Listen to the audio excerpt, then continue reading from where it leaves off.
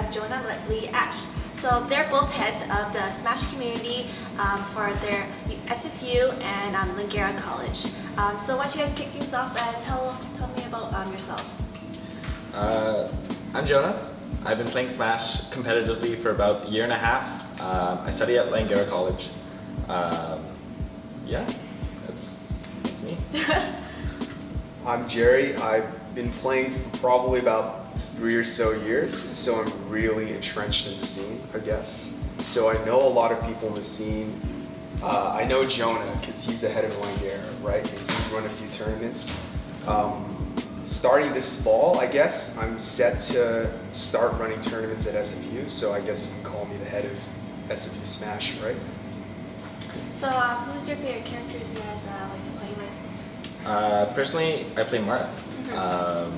All my favorite players, Mewtwo King, PPMD, Ken, all played Marth, and watching them play, I kind of developed my style, and I was like, I want to play this character. Yeah.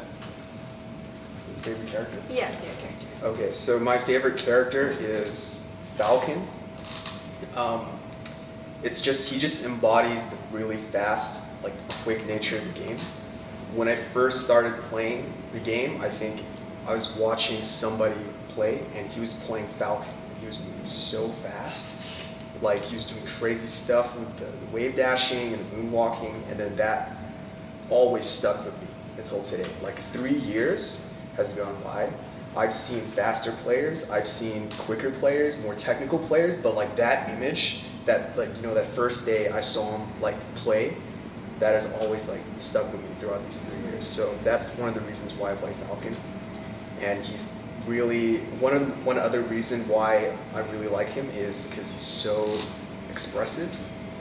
The way he plays just allows for so much room for creativity and for your own style and personality to shine through in your gameplay.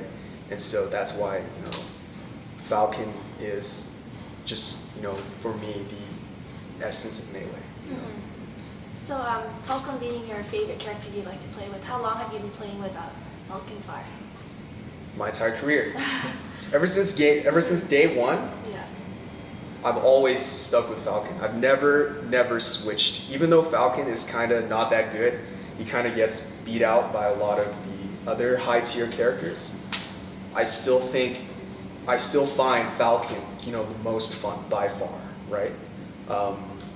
I've never, even when I've gone to a tournament and I've gone totally destroyed by Foxes or Falcos, I've never come out and been you know what, I'm never playing Falcon again. I've never done that. I've always stuck with Falcon, throughout all the bad times and the good times. So yeah, very faithful. What about you, Jonah? How long have you been playing Marth for? I'm playing Marth, same as Jerry, for my whole Smash career. There have been times when I wanted to kind of quit because Marth is a character who can destroy other characters, but at the same time can also be destroyed and just, killed in 2 moves. But yeah, I played him. I taught him that your case character can be comboed pretty easily. So. But no, I've had the best success. I've tried other characters. I've tried Ice Climbers. I've tried Fox, Falco. I've tried Captain Falcon. But Marth really is my style of character. Controlling the space, using my sword to just make my opponent do what I want him to do is kind of a really good feeling to me. And so I find myself always coming back to Marth as my main character. I see. Okay. So how long have you guys been running your club at both SFU and Langara? At Langara, we actually just started the Esports Club this past fall semester, so 2015 fall. And I've been an executive since our first tournament. Been running things, organizing things for Smash. I'm actually moving up to Vice President, I want to say, Vice Prime Minister, we're in Canada, I don't know. But yeah, Smash is probably the biggest esport at Langara right now. Oh, really? Yeah. No kidding. We're the only ones that run events specifically for Langara. So it's kind of, most people in the club play Smash. I mean, there's Counter-Strike, League of Legends. They're all at the UBC. esports clubs, Yeah, right? yeah. They usually go to. They host events at UBC, and our players go there. Smash is the only one that hosts Langara specific events. Oh, see, that's awesome. Okay, I didn't know that. Yeah. What about you, Jerry, with SFU? Technically, I'm not really the head of anything, but like people really look to me as like the guy to talk to organize events and really get Smash events like going. You know what I mean? So I guess you could say I'm kind of the head by default, right? But in 3 years, like retroactively, you're gonna like interview me again, and I'll be like, oh, I've been 3 years president running, so I'm starting this fall as there isn't really any esports club or anything at SFU. There's a Smash club, but it's all Smash 4, so we don't associate with them, right? We don't talk to them, right? Yeah. But so we kind of have to do our own thing in regards to setups and booking rooms and things. So I have to make my own path in the system, right? I can't have somebody be like, oh, like here's your room, blah blah blah. Like you can book it from this time to this time. So no, we have to navigate the whole bureaucratic system at SFU ourselves, right? Well, that's exciting. What about at Langara? What do you guys have plans for your esports club, or where are you planning to take it to next? In terms of esports, we're still looking for members and people that are committed to being a part of the club. Something that a lot of clubs at Langara have difficulty with is, finding people who are interested in the club and being committed to it, and then being able to cater to those needs. Especially because places like UBC have a lot of funding going into them, whereas Langara gets no funding for our esports club. So we have to do all our fundraising ourselves. Booking rooms, we don't get any special treatment. We have to go through the whole system, wait 1-2 weeks before we have a meeting. And it's hard, but it's definitely rewarding. Seeing like hosting these events and having all these people coming out to them, it's super rewarding as a tournament organizer and a player to see the community come together and kind of have a good time. Yeah. So how would you rate the skill rating of players that you've seen at these events? Battle of That's BC. a hard question. Battle of BC, Yeah. if you're talking about individual players, we can talk about that for hours, right? Yeah. We can just go on and on, but like if you average the skill level of players at different tournaments, Battle of BC would probably be the highest rated event we've had in the history of our province. I think Canada Cup 2013 was a contender. Yeah. They had Hacks, a bunch of other top American players, Yeah. but like as far as Melee in like the modern esports era goes, Battle of BC was by far our magnum, opus. Yeah. It was the biggest, the best. We had the best players. Yeah. We had Leffen. We had Leffen, Leffen. who's like at one point he was the #1 rated player in the world. So him coming to our event is like a big. Yeah, that's We had huge. people coming in just to like take photos with him, right, Yeah. or get autographs with him, right? So. I remember West Balls was supposed to come to the event, Yeah. and he announced that he wouldn't be coming, and there was a player posted on our group that he was just so mad at So us. angry. Yeah, so he's like so angry. players are coming to events specifically to see their favorite players. Yeah. They're coming to see SFAT. Like I know Elliot is Elliot, one player. yes. He's Totally. little kid who loves Smash and is just Yeah. like best friends with SFAT. How old is he? 11? 11. Yeah, he's so cute. Oh, he's So so cute. Cutest kid. Anyway, Um, so the player draw is the main thing that, because these players, West Balls, they make their fan base, their following through the internet, and they have so many players that just watch him play. And West Balls is the kind of flashy, player that really has attracts a lot of players, because a lot of players play Spaceys and they see West Balls play Spaceys and they're like, oh man, I wish I could do this. Right? So they've always wanted to come see him play in person. Right? So Battle of BC, definitely a 10. The recent one we had, Kings of Vancouver, I would probably put that at a 7 or 8 in comparison. We're missing the best player we had was Bladewise, Yeah. who was top 40, 30. Yeah. in the But we were world. missing 2-3 whole tiers of players above him, right? So, you know, that's probably 7 in comparison, right? Just because of that. But most tournaments are probably around the 5 to 7 range. Whereas you have the one occasional, you know, rare tournament that's really big, that's like an 8 or a 9 or a 10 in the case of Battle of BC. So yeah. Okay. And I think locally, the skill cap has been going up so much. Like these past 2 years, like you have players who've been playing for 1 or 2 years, like RK, Xylo, like children, like SV. He's like what, 17, 18? SP? No, he's 16. Wait, no, really? I think he's 16. He's graduated. Anyway. Really? No. Really? Yeah, he's graduated. Okay, he just looks so tiny. I know, he's just so vulnerable. He's a child. Yeah. But all these players in BC are getting better and better, and they're doing well against players from other regions who would have traditionally, you know, kind of beaten our players. Like at the recent tournament, Kings Vancouver, Polo beat eBay. Polo was not even on the PR. Was he 10th on the PR? Yes. No. At the time, no, he wasn't even ranked on the PR. He wasn't even ranked. And he beat Washington's 4th best player, which is like huge for us, you know? Well, it was in the Falcon Ditto. Yeah. eBay was really mad after that. I talked to him after. I was like, eBay, like, what happened, man? He's just like, I don't want to talk about it. He turned away from me and went to go sulk in the corner. So you can kind of guess that he didn't play really well during that match, but Polo played amazing. Yeah.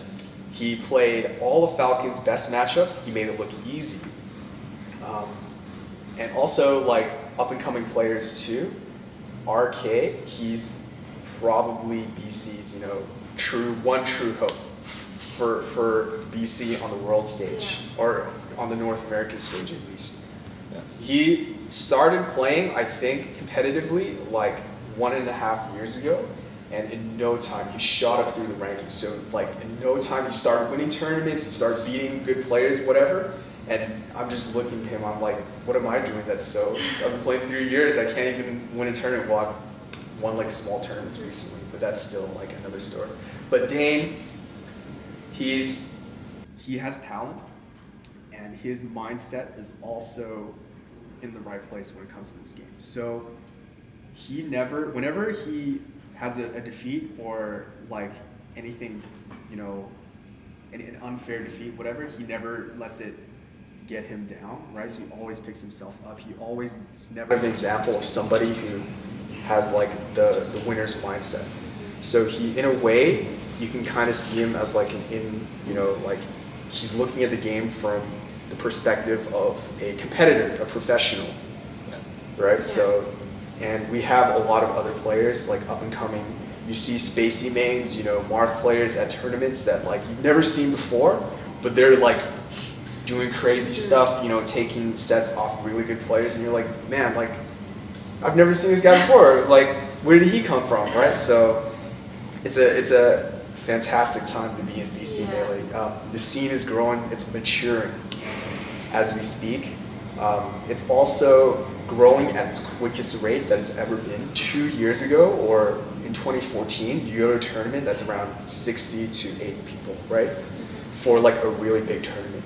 But nowadays, one of the really big tournaments in BC, you expect 200 maybe, or even plus, and it's still growing. Like every new tournament, we have new players coming in, players from Alberta, from like the nether regions of BC that you never expect people to even own GameCubes. They're coming in, they're like, oh man, we thought we were the best in our like whatever Prince George, BC. Yeah. I was the best Fox player in Prince George. Now I come to Vancouver, I'm getting trounced. What's going on? You know, so it's a great time. Yeah, it's good. It's a really good community too to be a part of. Yeah, it's really friendly too. Yeah. Everyone's so. I don't know how it is in League or Dota or other esports. But the thing with Melee is that you have to go out to these tournaments. If you want to play the game, you have to like go to meet somebody in person. You have to agree on a time and a place. You have to go to his house, or they have to go to your house, or you have to go to a venue or a place and to play. And so because of that, there's that social contact aspect, like face-to-face communication and stuff. Yeah. And that kind of like helps people build stronger bonds. Like you see a lot of different like cliques. Well, not really clique. Everyone's really friendly with each other. It's not a clique in a sense like in a high school clique, but like Richmond Melee, they're a friend group. They pretty much do everything together. Like they hang out together, they eat dinner together, they play Melee together, Yeah. right? And they met each other through Melee, right? And so like this game builds, you know, strong social bonds. Yeah, right? that's So amazing. yeah. So I don't know how it is in League or Dota, but like that's one of the things I've been really proud about and really appreciated this game for. Yeah, exactly.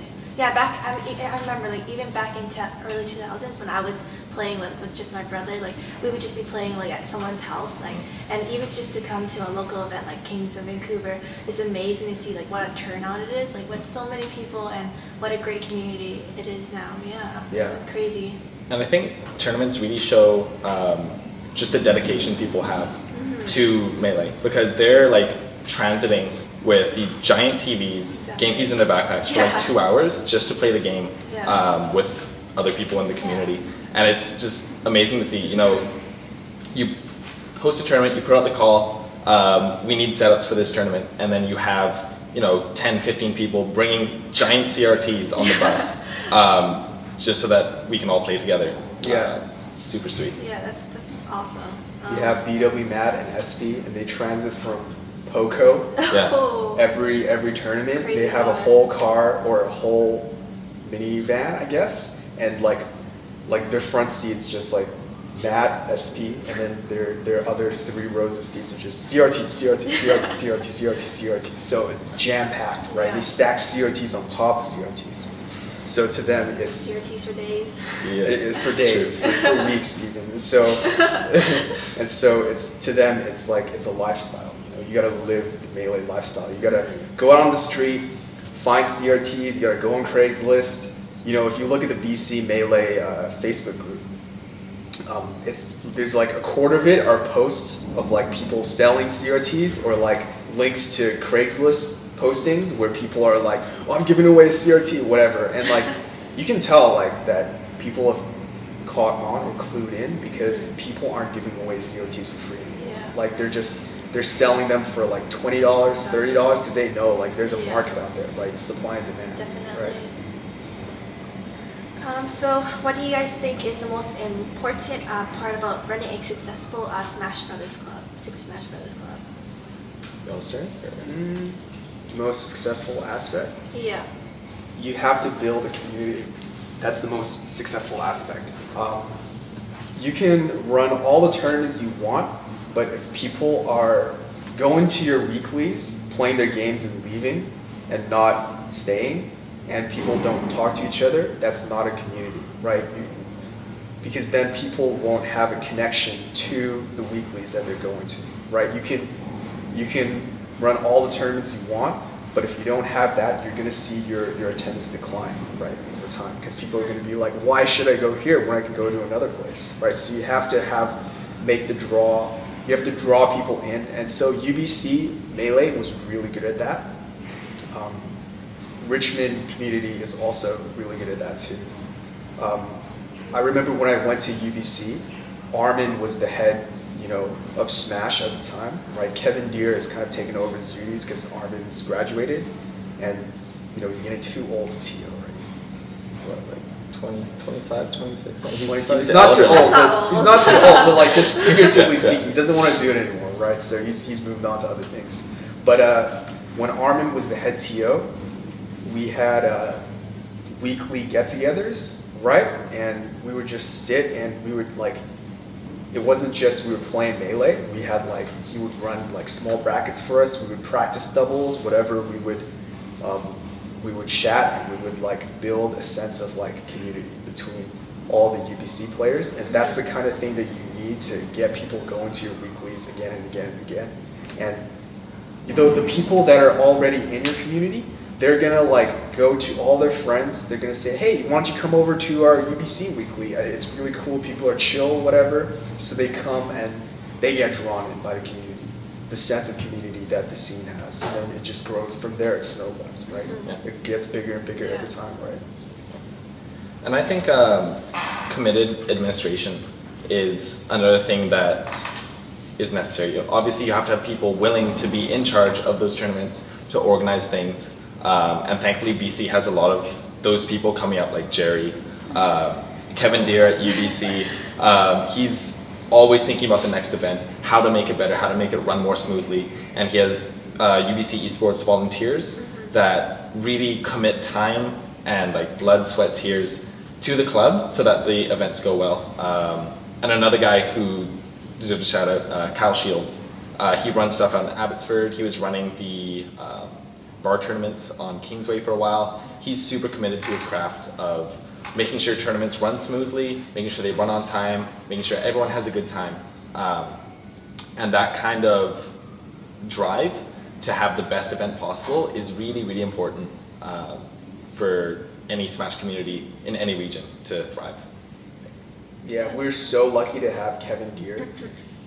He is a business student in and out. Yeah. So he brings a kind of organizational and logistical like viewpoint that really helps our scene get going. He knows that we need this much manpower, whatever. He knows we need this much funding. He's really good at that kind of, business major stuff. Yeah. Right? So it's so good that we have him because he's also very practical about things. He's not very he doesn't have any,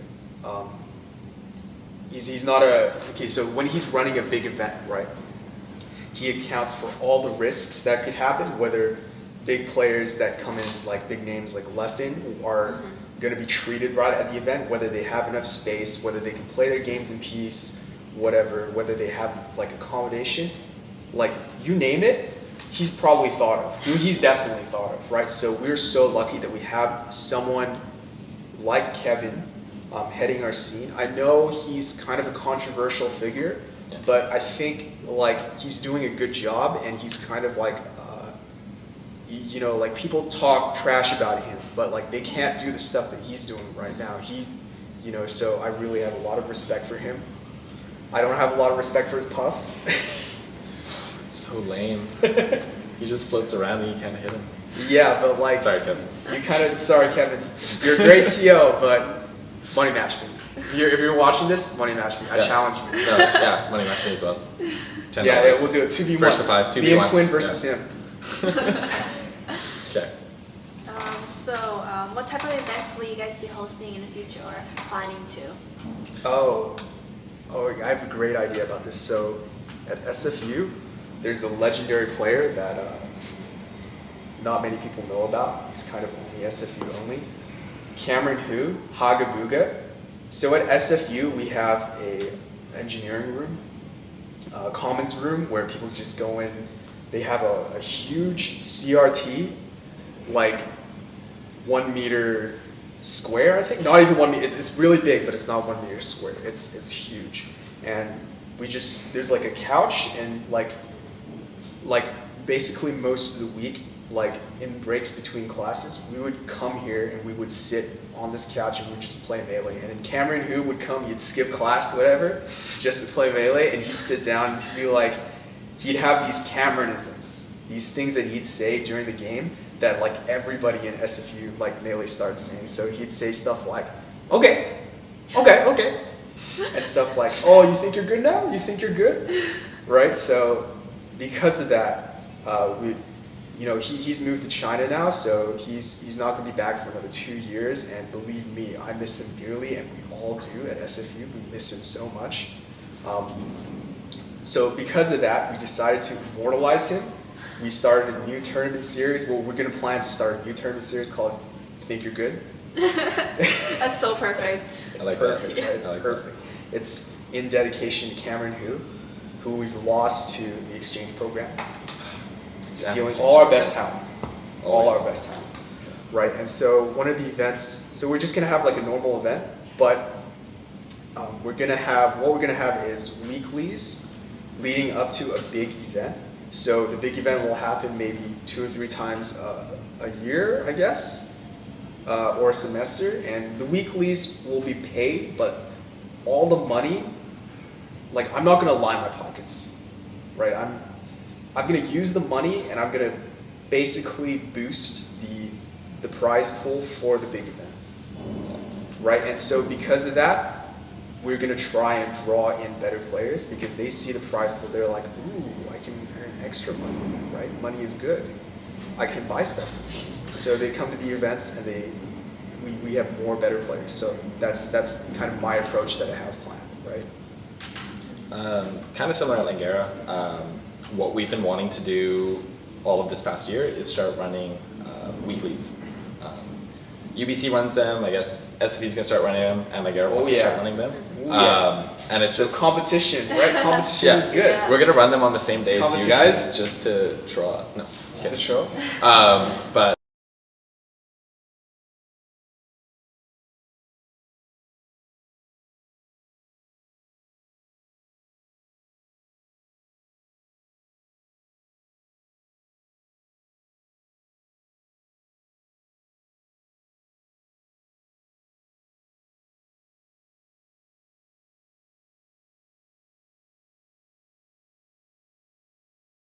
both of our events so far, because we had too many people for the venue, but we're looking for a bigger one. We're going to get a nice big old major going.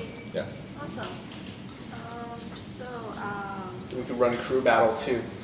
SFE versus Right. Langara versus. We have the tournament competition. What about player competition? Ooh. 1v1v. No, won't go on Kevin Gear. Oh, yeah, true. He's our enemy in game. Scoop up. Sorry. Okay. Alright, do you guys hope to see an EVO level in BC one day? Evo level? Yeah. I'd hope so. Huge. I'd hope so, but not realistically, unless something fundamental about the entire world changes. Okay, all right, so the thing about EVO is that it is the Olympics of fighting games, right? People come to these events just to watch. Like they travel from Australia just to watch, not even play, right? And you think they would come to BC? Well, what we could do is, like, if it really was the Olympics, we could have like EVO alternate between different cities. Like cities would have to make a bid to host the EVO games, right? And so that's the one scenario that I see EVO events, EVO-sized events being held in BC. But apart from that, like we're kind of a regional backwater when it comes to fighting games, even in Melee. If you're talking about events like happening in the future, far future of BC that could become similar size to EVO this year. I don't know, EVO this year was really big. Yeah. It was more than 10K attendance, right? That's like 10K, that's massive, right? Imagine the amount of logistics required to feed and transport that number of people. Like, do you think we have like a system in place where we can spontaneously like house and feed 10K people for a one weekend? Kevin would be in charge of that, right? Yeah. Oh, for sure. Yeah, for sure. Yeah, Kevin. Maybe a little help from me. Yeah. From him too, right? Yeah. However, I think moving forward, as Melee continues to grow, there is definitely potential for bigger and bigger events to be hosted.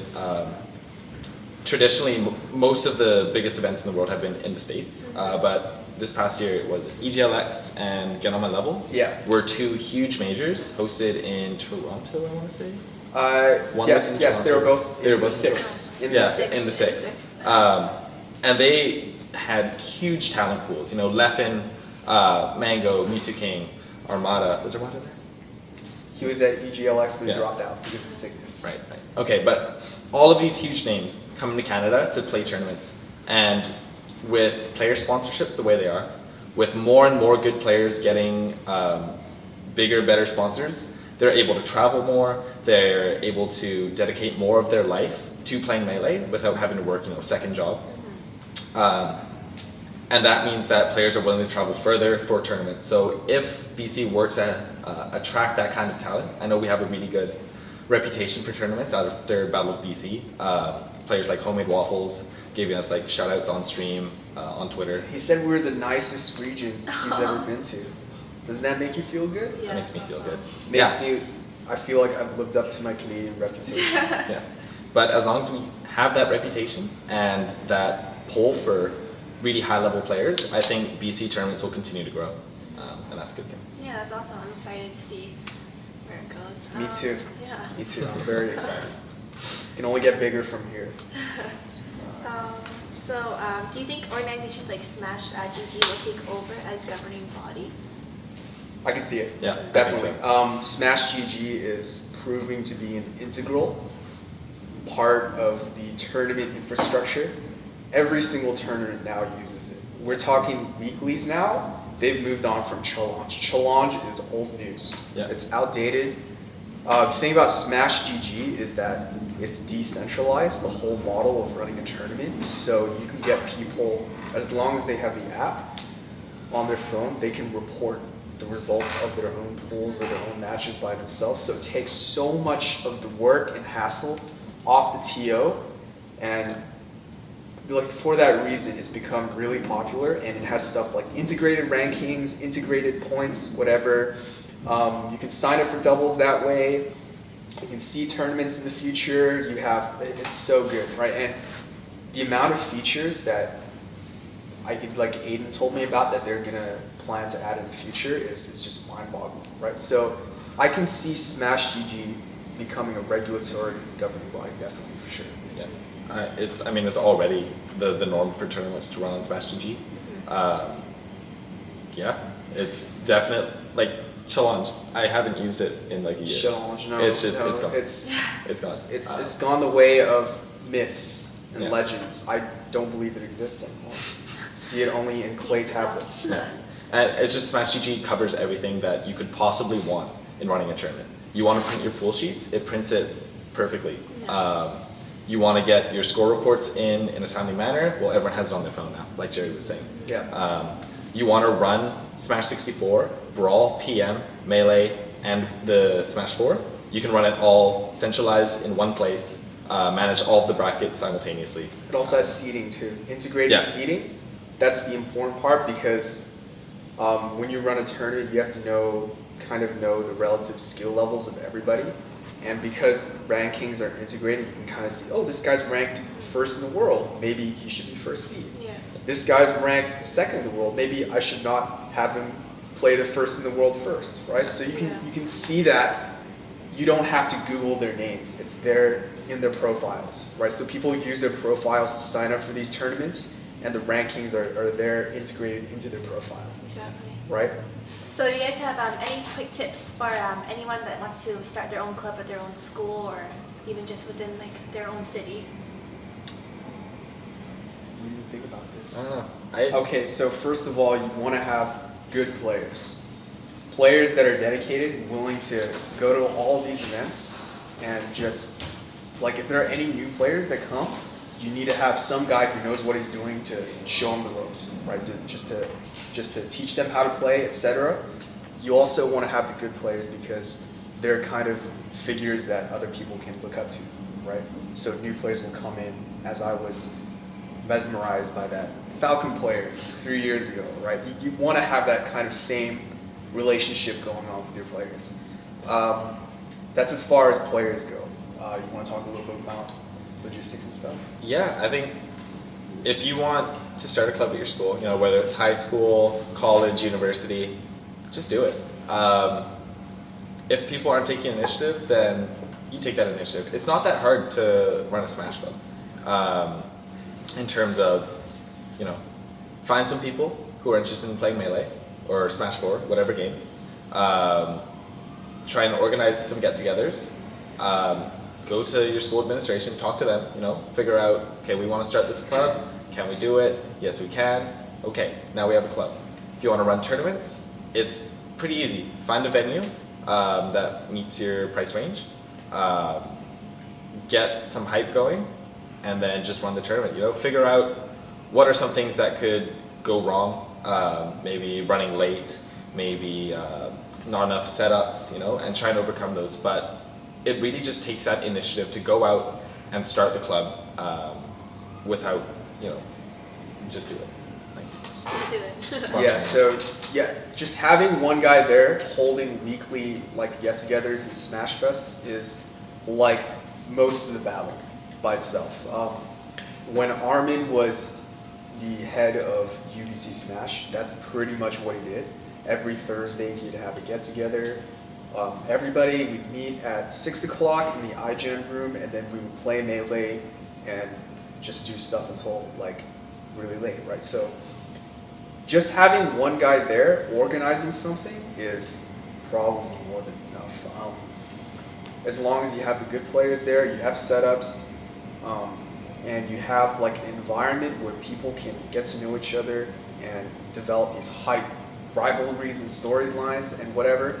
And like in addition to that, if you can have like a Facebook group or something, just for everybody to join and just communicate like, oh, I'm playing Melee right now. Sorry about that. Also, at the end of like a semester or something, have a big tournament, spread the word, get a lot of people to come. It's always hype because when you're in the scene, you have rivalries with these other players. You're like, you constantly trash talk each other. You play friendlies with them, and you're like, all right, let's settle this, one-on-one in the ring, you and me. And then at the tournament, you finally fight them, and it's super hype. Whatever. There's tons of salt, but it's also tons of fun too. That's like the culmination. That's the kind of moment that I love in Smash. So just having that kind of like environment and just storylines like that is super hype, right? And so that's when you have that, I think that's one of the key factors in having a healthy scene, right? Yeah. So just having somebody there to run the events, having good players who are willing to show people the ropes, having TVs, CRTs and TVs, and setups. That's so crucial. Like if you have one and you have 8 players who show up, like you're not gonna have like a good time. No, it's gonna be terrible because you're not gonna have, people aren't gonna have like turns, whatever. They're gonna have to wait so long for their turn. So you have to be aware of who's gonna show up, how many people are gonna show up, and have the necessary setups to accommodate that, right? And another one is tournaments. Yeah, you're saying so 1, 2, 3. Tournaments would be number 4. Yeah, just actually hosting the events, getting the venues, getting people out. It's important to make sure that people want to be committed to your club. If you have a club and you never host anything, then you don't really have the club. You just have people who want to go to tournaments. Yeah? So having that tournament, the culmination, the season finale, the climax of all these storylines that you've been building up throughout the semester, at the end of the semester, that's, I don't know, it's super, I can't, it's just You even put into electric. words. It's electric. Don't worry, I got it. Got you. It's electric. Okay, so you have those factors. It's not really that hard, as I was saying. Like people think that you kind of have to be like Kevin Deere. You have to have like so much logistics. You have to have a team of the best of the best. You have to know finance, blah blah blah. But in the end, it's just getting people to show up and having all the setups there on time. Kevin Deere is good because he runs all these big tournaments regularly without a hitch, but with like a player base like 5% to 10% of the size, you can easily do it by yourself and just another few other people, right? Just a small team, you can definitely make a healthy scene within your own school or college, right? Yeah. So thank you, Jerry, and thank you, Jonah, for your time. And thank you guys for watching. As always, don't forget to like, comment, and subscribe to Akshon Esports.